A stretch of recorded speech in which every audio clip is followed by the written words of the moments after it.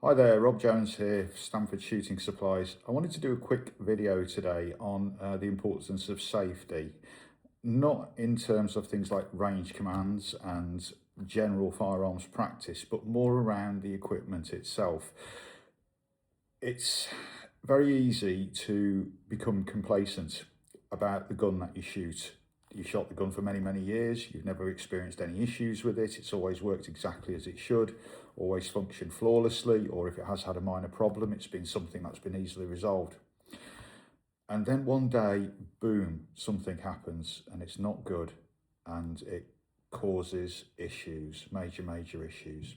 If you're lucky, then you walk away from it with a sting to the wallet. If you're unlucky, it can result in catastrophic injuries, even death. So in this box here are the remnants of a gun that belonged to a very good friend of mine who thankfully survived uninjured. But when you see the gun, I'm pretty certain you'll be as staggered as I was that he walked away without any injuries at all. He was very lucky. So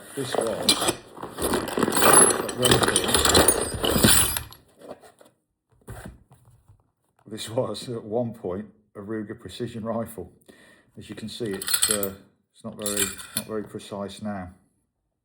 Now, I'm not going to go into the whys and wherefores of why this may have happened or may not have happened. I'm sure that Ruger would be only too happy to oblige me with some legal correspondence if I said too much. However, what I will say is that this was an otherwise flawlessly functioning gun, and then one day this happened. So this was part of the receiver here, and this was the other side of the receiver here, and as you can see, the side of the receiver just got completely blown away.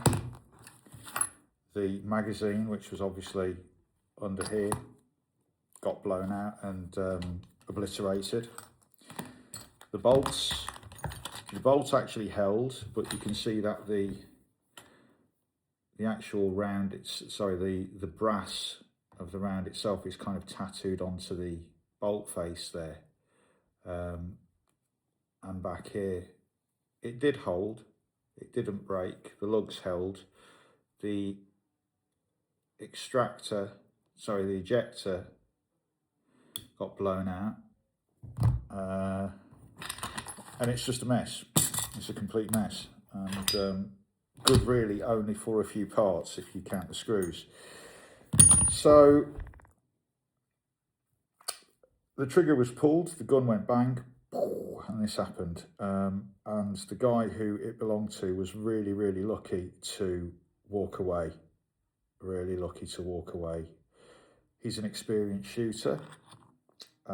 He knows what he's doing. In fact, many years ago, he taught me an awful lot of what I now know.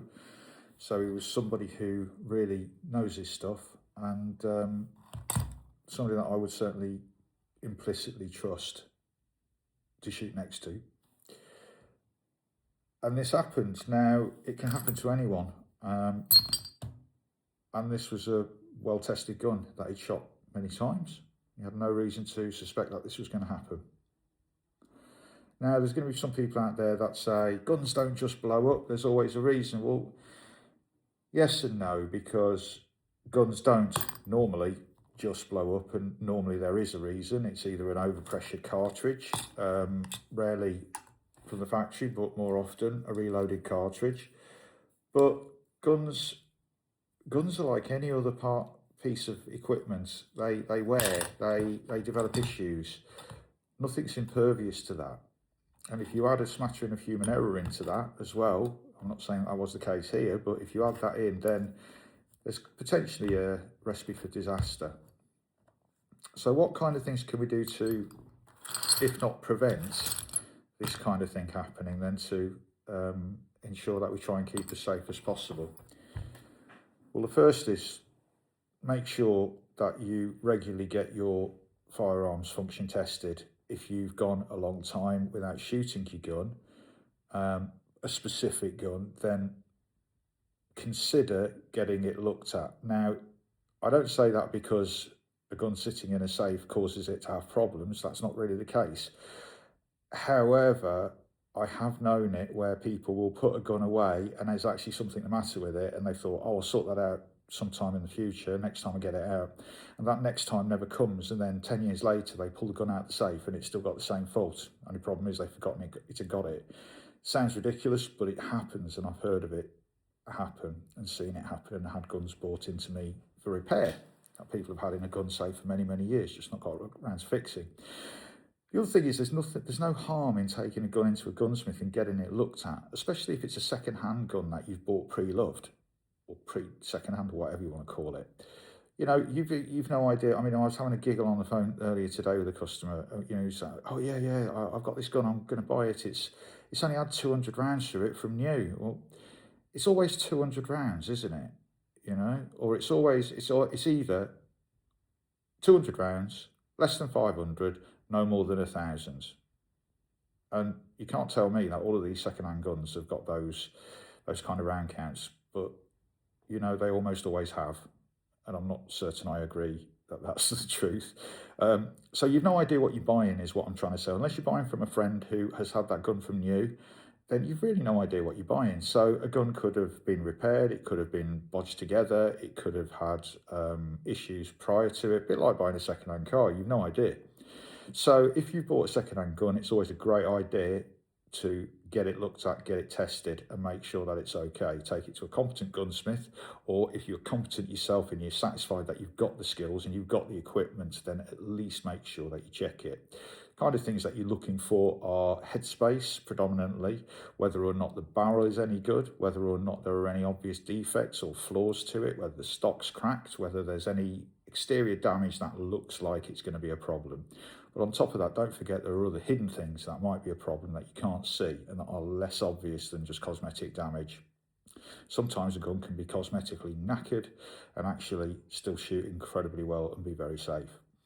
Another thing that I'd like to just touch on are these things, springs. This is another thing that can go wrong with second-hand guns. How many times have you heard somebody say, oh, just use a biro spring, just use a pen spring, it's the same? Well, how do you know it's the same? You don't know it's the same. You have no idea of knowing whether it's the same. And just because a pen spring might work really, really well for the first half dozen times that you pull the trigger, if you're replacing it trigger spring with a pen spring, you know, there may be a really good reason why there is an issue with your gun, and it could well be that it's a spring that's waiting to give out because it's a cheap pen spring and not a spring that's actually been in any way tested for the job that it's intended to do. And it's not just about what happens the first few times the trigger's pulled, as I said, it's what happens the 1,000th time the trigger's pulled. That's really important to remember. So all of these things really add up to second-hand guns. Sometimes you can get a bargain, but make sure that you're not buying trouble, you're not buying something that's going to be a pain and something that's going to cause you damage, either to yourself or to your wallet. On top of that, there's some practical advice that I can give you around actually being on the range. So the first thing is always ensure that you've got a first aid kit on the range. No matter where your range is, you should always have a basic first aid kit, and if not a basic first aid kit, you should have something more than that. You should have pretty much an IFAC, a trauma pack, something like that, because if the very worst happens, then you've always got some means of patching yourself up. Firearms cause catastrophic injuries. We all know that. If you get in the way of the wrong ends, you know exactly what's going to happen. You're going to get damaged through a projectile, and if you have a firearm that explodes on you, then you are going to get damaged in other ways, and you've no way of knowing whether that's going to be via your eyesight being injured or damaged, your maxillofacial area. It could be that you get a bolt that impacts on your face somewhere. There's all sorts of horrendous things that can happen. In the case of this gun, as you can see, most of the damage happened here, and the guy's hand was sort of pretty protected, really. But if he'd been holding this gun in an odd way somehow, then he could have lost portions of his hand there. He could have lost fingers, if not his hand. So the point is, without sounding over dramatic, just make sure you've got a really good first aid kit to hand. I always carry, when I'm on the range, I always carry a first aid kit here. And the reason for that is for two reasons. Firstly, I often RO, and it's always good to have a first aid kit. And secondly, if I'm not actually actively shooting, I'm often using a chainsaw or some other petrol driven power tool around the range, just generally upkeep and maintenance. And it's really important to try and make sure that if you are on your own, or if you're a little way away from help, that you have got the means to patch yourself up, which is why I always carry that kit. On top of that, another great idea is to ensure that you've got a phone with you or some other means of actually calling for help if your firearm does not function as it should, or if there's an accident. Now, it's amazing the amount of people that have a phone on them but have it switched off. They have a phone on them but it's run out of charge, or they have a phone on them and there's no reception. These are things that are all generally fairly avoidable with a bit of foresight. So make sure if you're going to go on the range that your phone's got some charge in it. Make sure it's turned on. I might not need to use it, you say. Well, okay, picture the scenario. You're the only person who's got a phone on the range, right? Your phone is switched off. Somebody who isn't you needs to call you an ambulance because you're out cold, because something bad's happened to you, and they don't know how to turn your phone on. Now, especially in the case of some more elderly club members or shooters or people that might be on the range, they may not know how to turn a phone on. You know, it sounds silly, but they may not know. So make sure that your phone is switched on. Have that conversation as part of your range detail, as part of your range brief. This is all nuts and bolts to an awful lot of shooters, but a lot don't do it. A lot don't do it. So please make sure you do, or at least make sure you've got some semblance of a plan of what to do if things go wrong. Make sure you know the range address. Make sure you know the postal code or the zip code.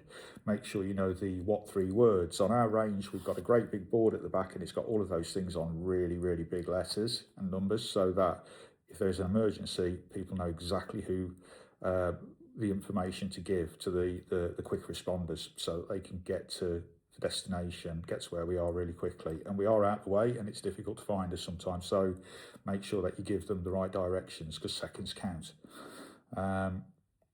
So make sure that you also, alongside things like your first aid and things like your ability to call for help and communicate, also just make sure that you adopt the kind of mindset where this kind of thing may happen.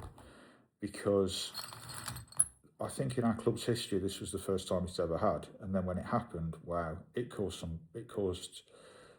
major upset, really. It really made people consider how they were shooting and the way that they were shooting.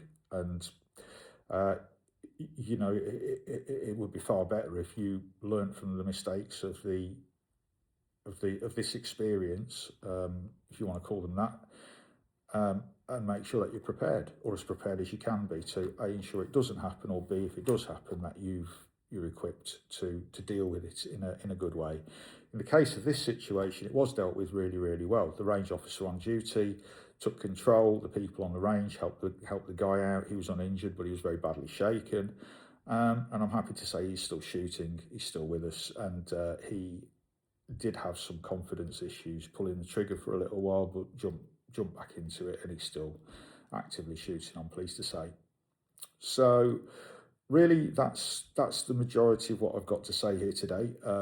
Trying to keep it a little bit simple. So in general terms, first aid kit, common sense, get your guns checked out, ensure you're perfectly familiar with your equipment and that your equipment's fit for purpose and is working well. Make sure that there's no obstructions in your barrel.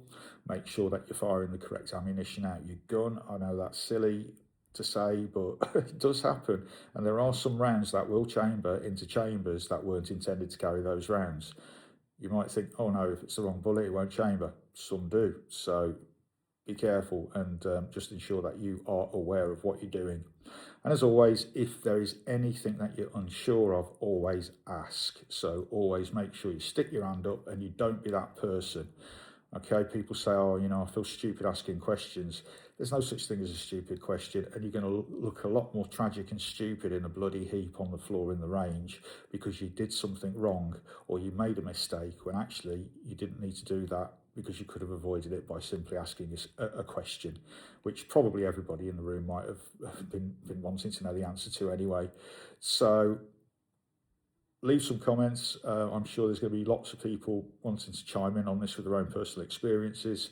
I think what I've said is fairly reasonable and fairly easy to digest. If there's anybody that's got anything to add, please do. And the final thing I've got to say is training. Ensure that you are prepared for the worst, because if it does happen, then it's going to give you a massive advantage. And also make sure that you're up on your training courses, first aid courses, RO courses, which are run by the NRA, all sorts of different organisations in the UK and the States. Get yourself on some courses, invest a little bit of money, and make sure that you've got the knowledge to keep yourself safe. Like and subscribe, comments down below, you know the routine. Thanks ever so much for listening. I'll see you on the next one.